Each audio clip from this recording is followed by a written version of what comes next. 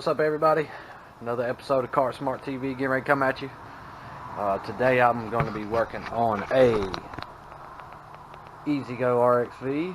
This is a gas model, not electric. And we are working on the brakes because someone had put the wrong brake cable on the RXV. Now, be very careful about ordering brakes for the RXV because they are a little different. They sort of entertain the idea of the Club Car Precedent brake cables with the way they are cleviced and the way they attach to the brake area, or I'm really not sure where the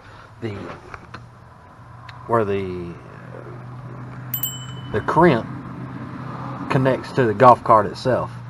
It's really funny because I ain't ever known what to call this, to be honest with you. And they never had to think about it, so y'all don't laugh at me.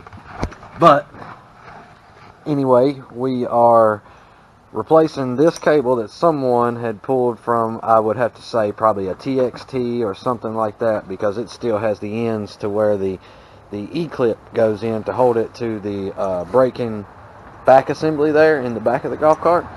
So yeah, be careful when you're ordering. There are two separate cables. On the passenger side, there is a nut adjustment assembly. It might not be able to be seen too well.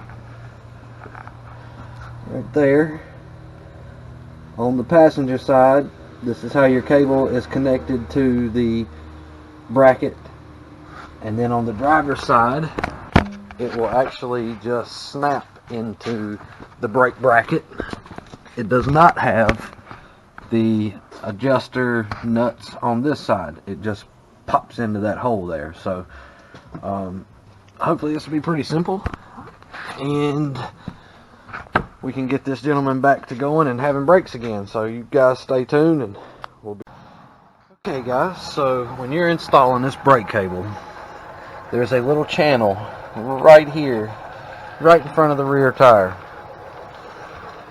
that this brake cable goes up into, slides up through, and then will come out right here in the top. You also need to remove the locking ring and this, I have to assume, some kind of space between this point and this point. So once you get this pulled through, put all this back on.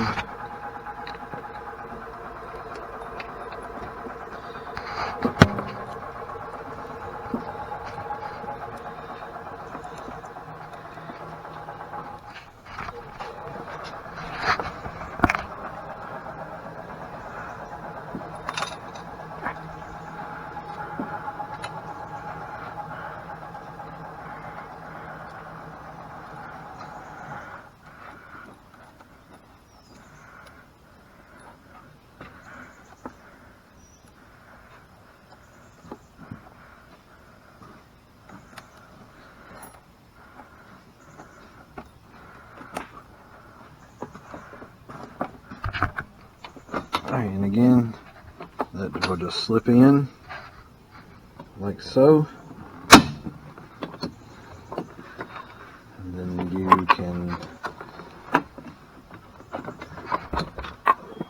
slips in from the bottom. It's tough to do this one-handed.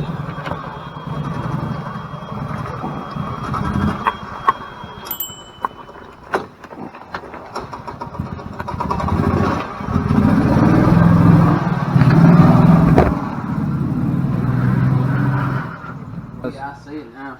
So here we are with the pedal side installed. You will need to install the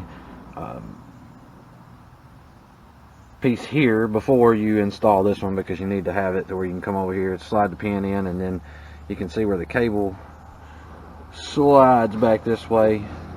Then you can come back here and slide this in and lock it into place.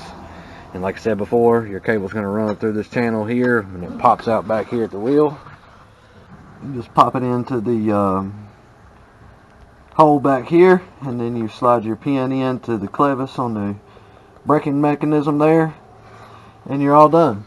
There is no adjustment on this side, so you don't have to worry about that. There's no adjustment here at the pedal that I can see or tell.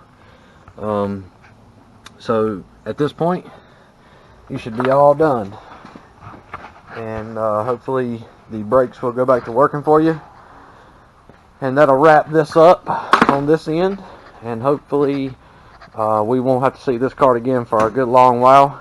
It's been tuned up, ready to go back to its owner. So hopefully you enjoyed this video, guys, and this helps you out on something as small as changing out a brake cable. And if you're enjoying our videos, be sure you hit that subscribe button, hit that notification bell for any new ones that pop up. We appreciate all you guys who've subscribed in the past here. We look forward to more of you subscribing and getting to know us and what we like to do here. So God bless you all. Have a great day.